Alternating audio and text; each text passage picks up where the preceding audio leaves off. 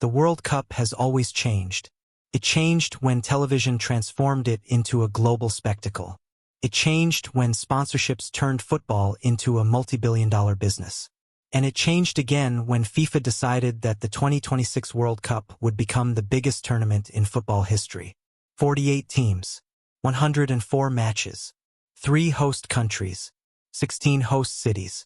A tournament so large that FIFA believed it could become a celebration of football on a scale the sport had never seen before. But as the tournament approached, a different conversation began to emerge. Not about the football, not about the players, not even about who might win it. Instead, more and more people started asking a simple question. Has the World Cup become too big for its own good? Because FIFA thought World Cup 2026 would be different. The problem is that it might be different in ways nobody fully expected. Before we continue, subscribe if you enjoy deep football documentaries because this story may become one of the defining conversations of modern football. The central idea behind World Cup 2026 sounds almost impossible to argue against. More teams means more countries. More countries means more dreams. More dreams means a more global game. That has essentially been FIFA's argument. For decades, nations across Africa, Asia, North America, Oceania, and the Middle East complained that World Cup qualification favored traditional football powers. Expanding from 32 teams to 48 would create more opportunities and make the tournament feel more representative of the world's football community. And in many ways, FIFA achieved exactly that. Countries that might never have reached a traditional 32-team World Cup suddenly found themselves part of football's biggest stage. For supporters in those nations, that matters a lot, because the World Cup is not just a tournament. For many countries, it is a rare opportunity to feel visible on a global stage. So at first glance, the expansion looked like a victory for football. But then came the consequences. And that is where the story begins. Because expanding a World Cup doesn't simply add teams. It changes everything else.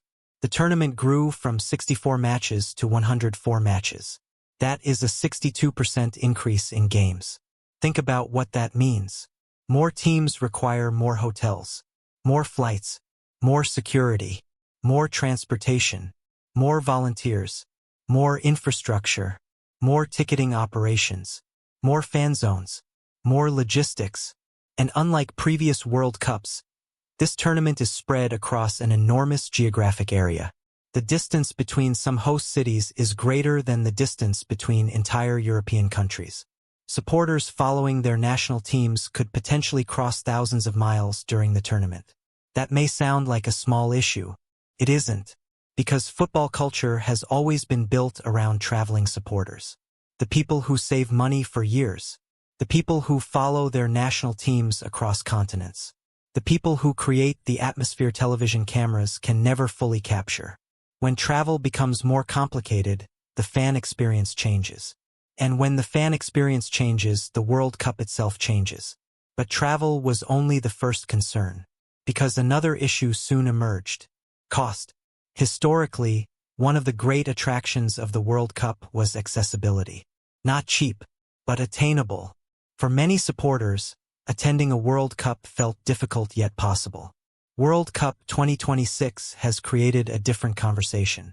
Ticket prices have become a major point of debate among supporters.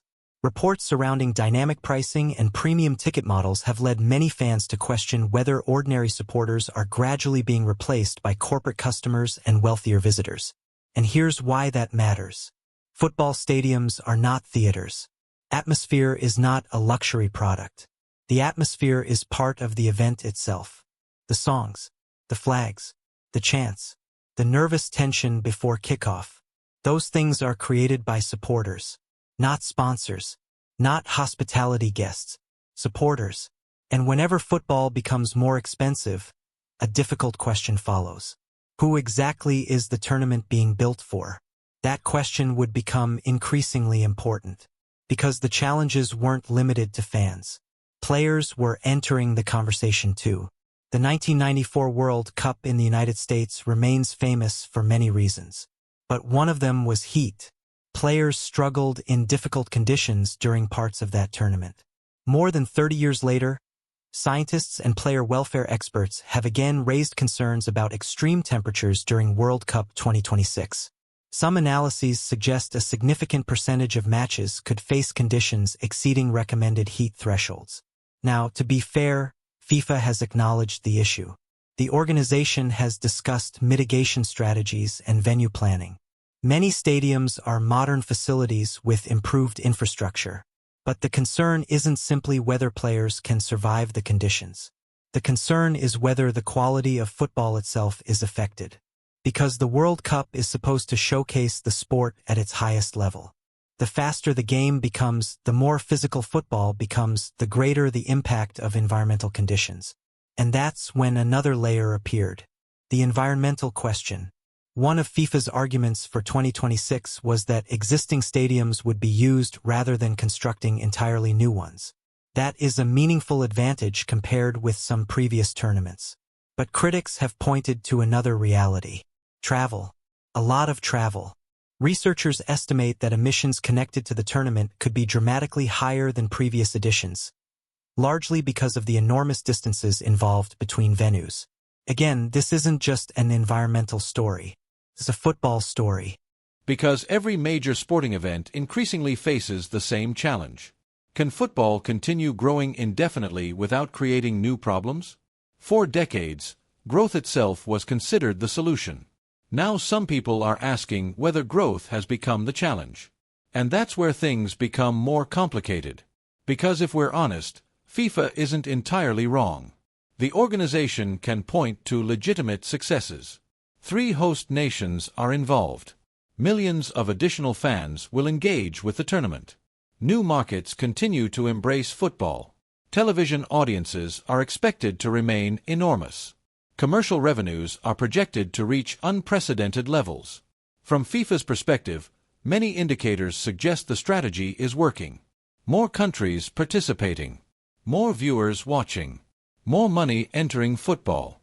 Those are difficult metrics to argue against. But football has always been unusual. Because not everything that matters can be measured. You can count revenue. You cannot easily count atmosphere.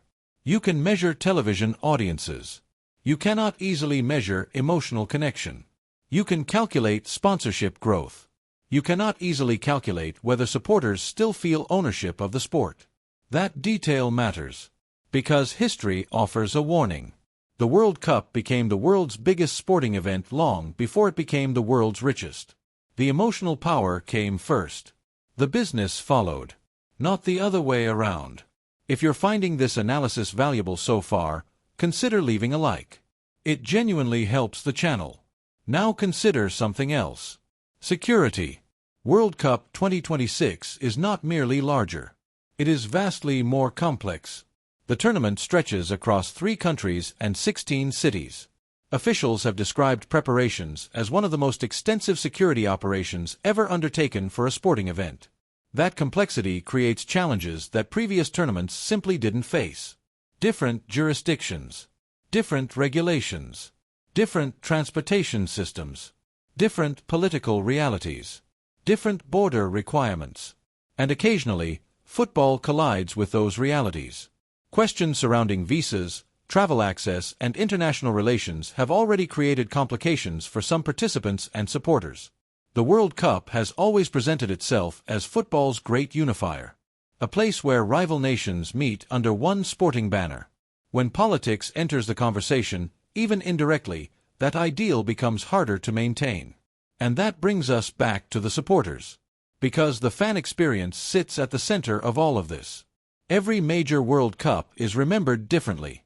Brazil 2014 is remembered for atmosphere. South Africa 2010 is remembered for its energy. Germany 2006 is remembered for its festival feeling. Russia 2018 surprised many visitors with its organization.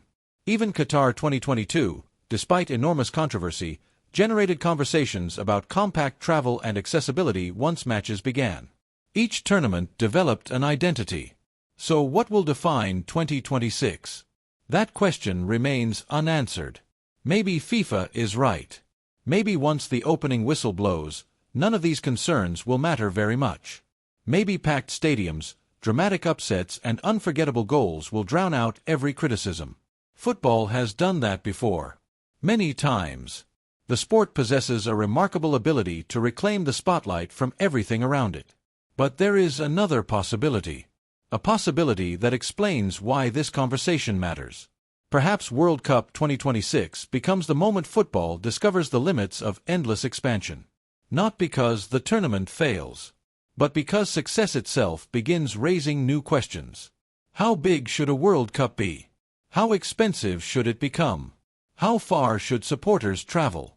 How much complexity can be added before the experience changes? Those are not anti-football questions. They are football questions. And the answers will shape future tournaments for decades. Because FIFA thought World Cup 2026 would be different. And in many ways, it absolutely is.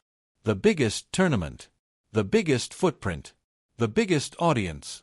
The biggest commercial opportunity. But the biggest World Cup also creates the biggest test. Not of infrastructure. Not of security. Not even of organization. A test of whether football can continue growing while preserving the qualities that made people fall in love with it in the first place. And now I'd genuinely like to hear your perspective. Do you think supporters are right to be concerned, or do you believe these fears will disappear once the football begins?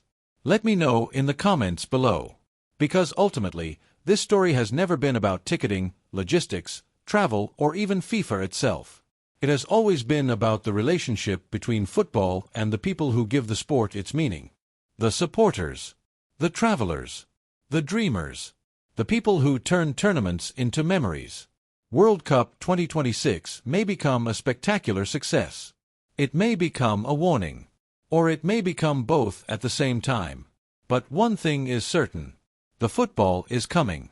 The question is what kind of World Cup arrives with it. Let the football be worth it.